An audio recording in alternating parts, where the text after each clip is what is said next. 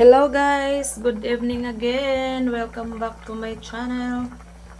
Ayan guys, nagluto ako ng sabaw. Meron kasing natirang paksiw kanina. Hindi namin naubos guys, kaya sinabaw ko at lagyan ng cabbage. Ayan guys. Tsaka tikman natin ang ating sabaw kung natsansyahan.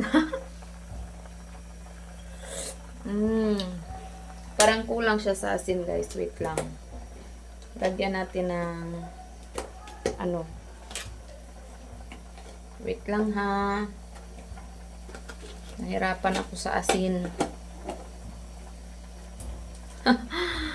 Ayan, asin. Saka guys, ilagay na natin ang ating repolyo. Yan, paborito ko itong repolyo guys. Cabbage in English. Paborito ko ito. Hindi ko gustong i-slice pa ang repolyo. I-ano na lang siya ganito oh. Sarap to guys. Lalo na pag may bagoong. Kung walang bagoong, na lang, suka at soy sauce. Ayan guys, nilagay na natin ang ating repolyo. Kasi, madali lang siya guys, kasi paksiw, luto na siya. Hindi na siya dapat patagalin. Kasi siya na guys.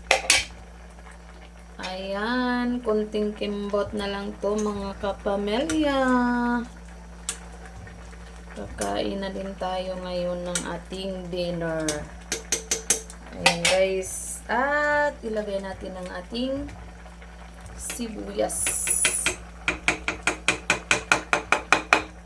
Ay, naku, ang tagal mong ha. Sibuyas ang pang last. Ayan guys, so yummy yummy sabaw.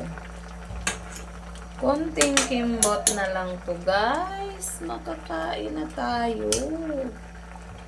Ayan oh, sobrang sarap. Meron kasi yung paksiw na isda andyan sa ilalim, hindi nyo makita. Ayan, may nakitang isang peraso.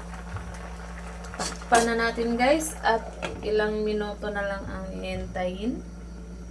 Luto na. Thank you for watching guys. Bye bye.